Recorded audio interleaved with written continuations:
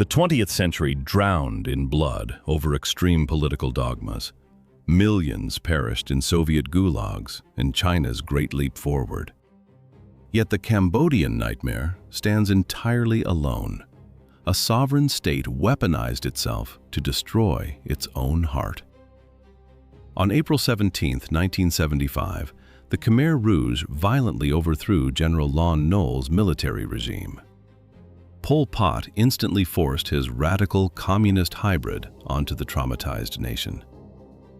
Here is the ultimate historical contrast. Other regimes crushed enormous populations, but never erased society down to a primitive baseline of survival. The Khmer Rouge actively dismantled everyday life to slaughter their own citizens. They did not just target political rivals or imagined outsiders. It was a government waging total war against its own people. The Vietnamese army finally overthrew the regime in 1979, exposing this unprecedented domestic slaughter. The nightmare required a grim new term for the history books. They called it autogenocide. The architect of this self-destruction never faced a real tribunal. He slipped away from the blood-soaked capital. He dragged his fallen regime into the thick jungle near the Thai border. The tyrant spent 20 years waging a feudal guerrilla war. That is 5 times longer than his official rule.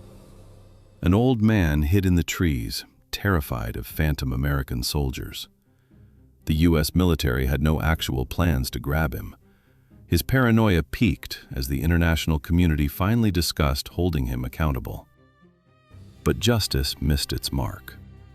On April 15, 1998, the former dictator died from alleged heart failure. Some claim he swallowed a lethal mix of pills. The man who erased millions of lives received a remarkably cheap exit. Thai detectives examined his corpse. They pumped the body full of formaldehyde. The funeral was a miserable, trash-strewn affair. Nobody built a grand pyre. Men dumped his wooden coffin onto a pile of old car tires and garbage. They struck a match. The pungent smell of burning rubber filled the air. The corpse burned away inside a thick plume of black smoke. A few months before this crude cremation, in late 1997, the dictator was calmly chatting with the press. Decades earlier, he directed the forced evacuation of entire cities. Now he sat enjoying the breeze inside a simple wooden house in the An Long Veng jungle. This district served as the final sanctuary for his movement. Nate Thayer, an American reporter for Radio Free Asia, sat across from him. The interview played out like a casual chat between neighbors. Thayer pressed him about the empty towns and the mass executions. The old man simply offered an easy, charming smile. His friendly tone never wavered while they discussed the tragedy. He dodged every direct question with quiet confidence. When Thayer brought up the notorious S-21 death prison, the dictator flatly denied knowing it existed. He claimed his troops were just defending the country from the Vietnamese. He showed zero regret for the policies he created. The reality outside that peaceful room told a much darker story. His decisions left a quarter of the national population dead. Armed teenagers marched down the empty streets, confiscating motorcycles and grabbing anything they could carry. The metallic gleam of stolen wristwatches matched the cold steel of their assault rifles. The smiling old man from the jungle was the exact person who turned Cambodian daily life into this bloody absurdity in the spring of 1975. When the troops snatched a simple ballpoint pen from a foreigner named Francois Ponchot, the situation escalated.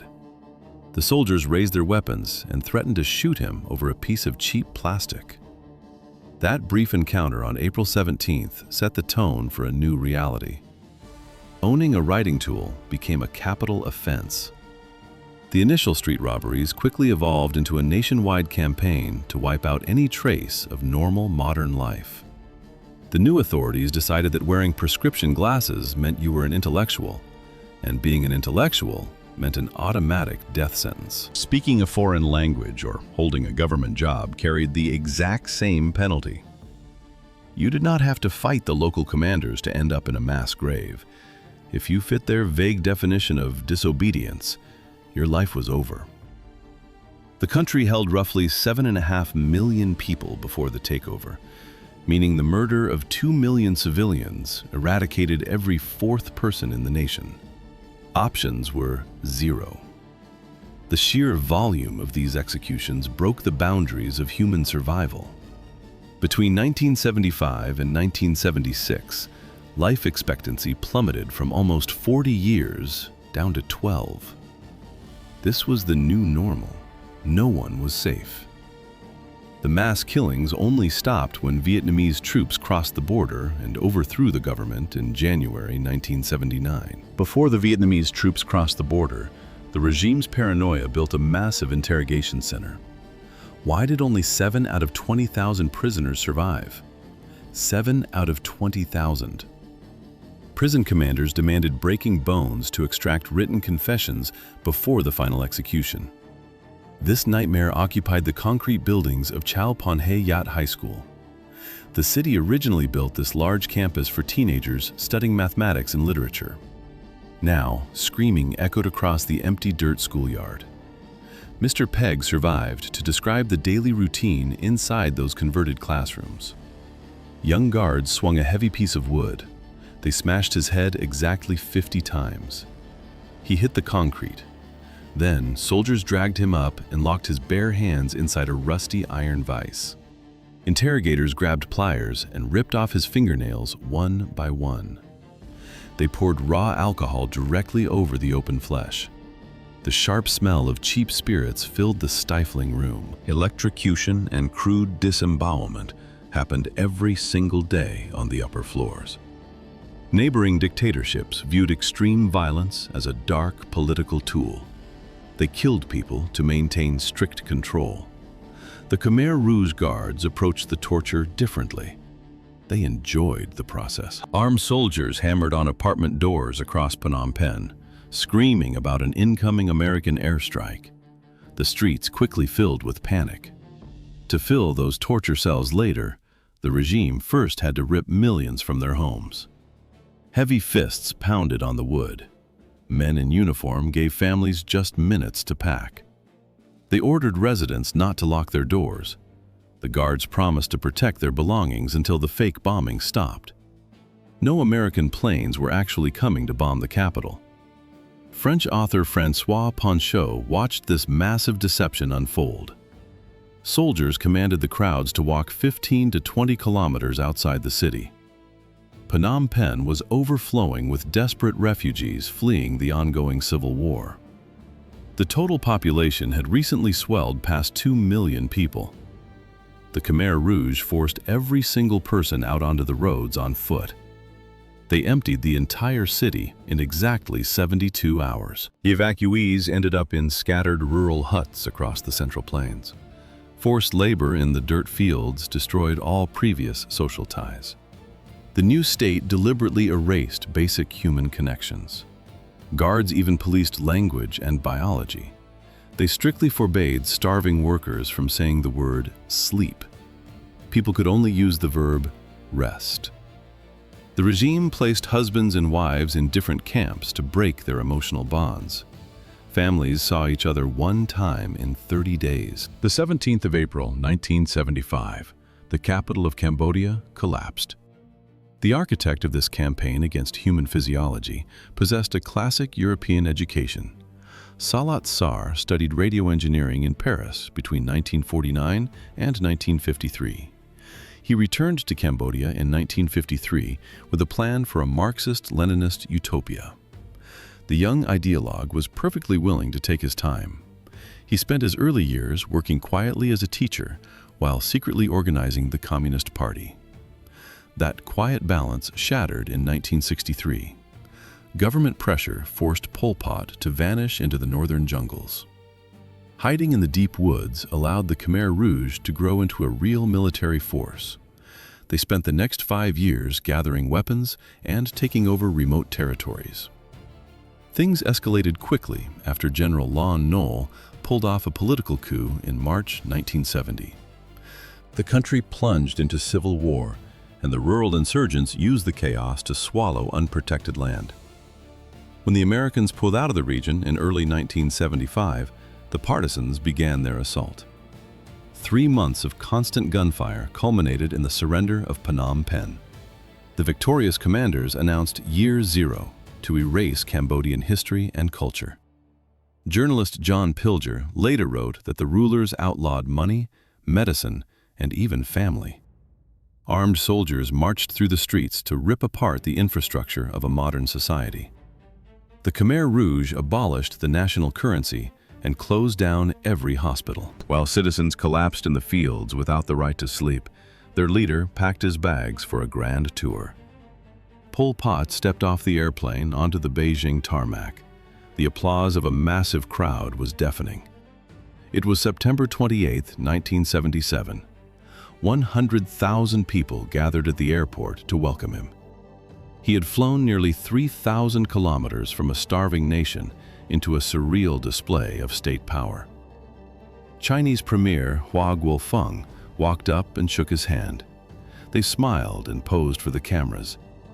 These were the very first public photos of the Cambodian leader.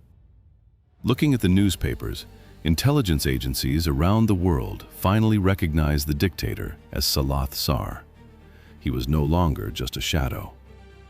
A few days later, the diplomatic tour reached North Korea. Kim Il-sung warmly welcomed the guest and pinned a medal on his chest. The North Korean president called him an outstanding patriot of his nation. Pyongyang television broadcasted these frames to the entire country. While Pyongyang television praised this Asian dystopia, the whole regime was actually a crooked copy of Joseph Stalin's ideas. The Khmer leader caught this ideological virus during his youth abroad.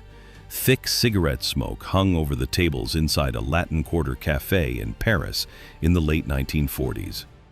Elite Cambodian students sat together, reading extreme texts like the Communist Manifesto. Ieng Sary and Ieng Thirith were both devoted Stalinists. They even hung portraits of the Soviet tyrant on their apartment walls. The student group carefully studied Stalin's History of Communism. They translated its concepts of state terror into their own political language. They analyzed Stalin's Great Terror of 1937, a massive political purge that wiped out an estimated 750,000 lives.